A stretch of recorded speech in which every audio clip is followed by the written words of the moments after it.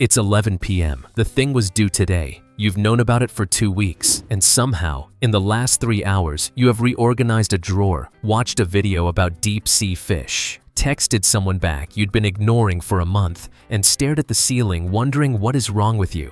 The task would take 40 minutes. You've spent 3 hours not doing it, which is objectively more effort than just doing it. So here's the question that breaks the whole "you're just lazy" theory in one move. If procrastination were about avoiding effort, why does it so often cost more effort than the thing you're avoiding? Lazy people conserve energy. Procrastinators burn it, running from something. And tonight, you're going to find out what.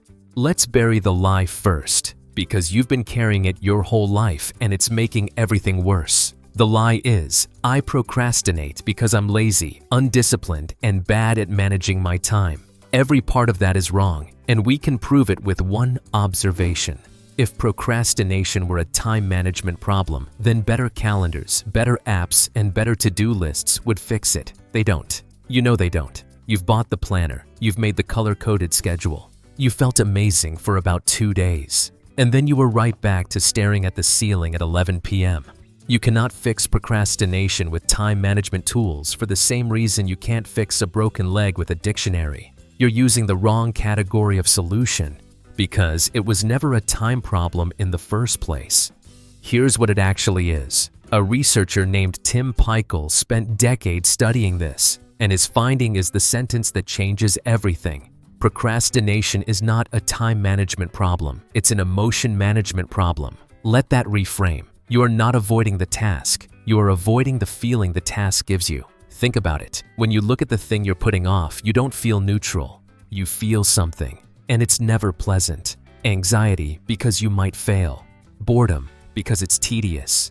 Confusion because you don't know where to start. Resentment because you don't want to. Self-doubt because what if you're not good enough?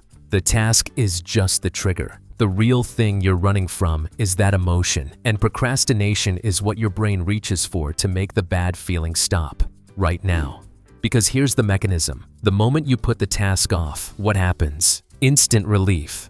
The dread lifts. You feel better immediately, and your brain files that away. Avoiding this equals feeling better. You just got rewarded for running, so you'll run again. Procrastination isn't a character flaw. It's your brain choosing to feel okay right now at the cost of you tomorrow. And your brain has a very specific bias that makes this almost impossible to resist. Behavioral economists call it present bias. Here's the deal. Your brain does not treat you right now and you tomorrow as the same person. Present you is vivid, real, here, and wants to feel good immediately. Future you is fuzzy, abstract, almost a stranger. And when present you and future you have a conflict, present you wins almost every time. So when you choose to scroll instead of start, you're not making a lazy choice, you're making a trade. You're handing the entire cost, the stress, the rushing, the 11 p.m. panic to future you, who isn't here to argue. The cruel twist? Future you always arrives and becomes present you, holding the bill. This is why procrastination feels so baffling from the outside. Logically, you know you're making things worse, but logic belongs to future you. And in the moment of decision, future you doesn't have a vote. Now here's the part that surprises everyone. Because if procrastination were really about laziness or difficulty, then you'd put off your hardest tasks the most. But that's not what happens, is it? Look at what you actually procrastinate on. It's rarely the trivial stuff. It's the things that matter, the important project, the passion you keep almost starting, the message to the person you actually care about, the dream you've been getting ready to chase for 3 years. Why would you avoid the things you care about most? Because caring is exactly what makes them threatening. A task you don't care about carries no risk. If you fail, so what? But a task that matters, that one can hurt you if you try your best at something you deeply want and it's not good enough. That's not a failed task. That feels like a failed you, so your brain protects you with a brilliant, devastating trick. As long as you never fully try, you never have to find out if you're enough. Procrastination becomes armor. I could have done it, I just ran out of time, is so much safer than I gave it everything and it wasn't good enough. Sit with that. The thing you keep putting off might not be the thing you care about least. It might be the thing you care about most. Your procrastination isn't proof that you don't care. Sometimes it's proof that you do. And this is where the whole thing turns into a trap. Because of what we do after we procrastinate, we attack ourselves. What is wrong with me? Why am I like this? I'm so lazy, so useless. I always do this. We think the guilt will whip us into shape. It does the exact opposite. And now you know why. Follow the loop. Procrastination is your brain escaping a bad feeling. So what happens when you pile on shame, guilt, and self-hatred? You've just manufactured more bad feelings. And what is your brain's #1 strategy for escaping bad feelings? Procrastinating more. You've built a perfect machine.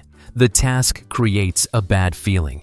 You avoid it, feel relief. Then you beat yourself up, creating a worse feeling, which makes the task even more threatening to approach.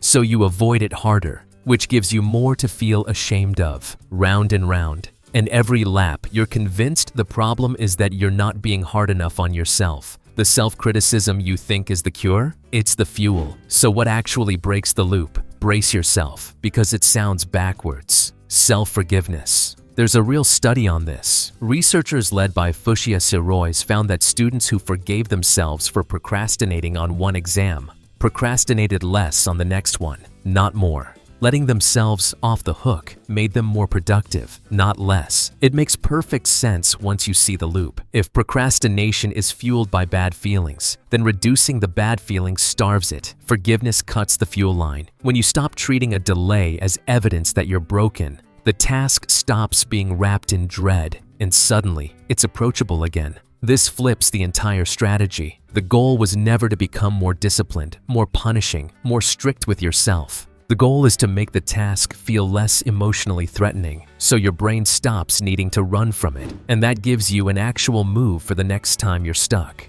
Don't ask, how do I force myself to do this? Ask, what feeling is this task giving me, and why? Name it. Fear? Boredom? Not knowing where to start? Because the second you identify the emotion, you can address the real problem.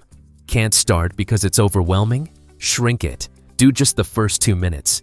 Can't start because you're scared it won't be perfect. Give yourself permission to do it badly. You're not managing time. You're managing the feeling. That was always the real game. So let's go back to you at 11 p.m. staring at the ceiling. You were never lazy. You were a person standing in front of something that made you feel afraid or small or not enough and doing the most human thing possible, reaching for relief. That's not a character defect. That's a nervous system trying to protect you, using a strategy that just happens to cost you the very future you're anxious about. And maybe the most honest question isn't, why can't I just do things? Maybe it's, what am I so afraid I'll find out about myself if I actually try? Because that, not the deadline, not the discipline, not the to-do list, is the thing that's actually been running the show. And you can't outrun a feeling you refuse to look at. The task was never the enemy. The feeling underneath it was. And the moment you turn around and face it, it starts to lose its grip. Here's a strange thought to leave you with. Some people deal with that fear by freezing, putting everything off, but others deal with the exact same fear by doing the opposite. They never stop. They sprint through life, packing every hour, chasing the next goal the second they hit the last one, terrified that if they slow down for even a moment, something will catch up to them. We call those people driven, successful, ambitious.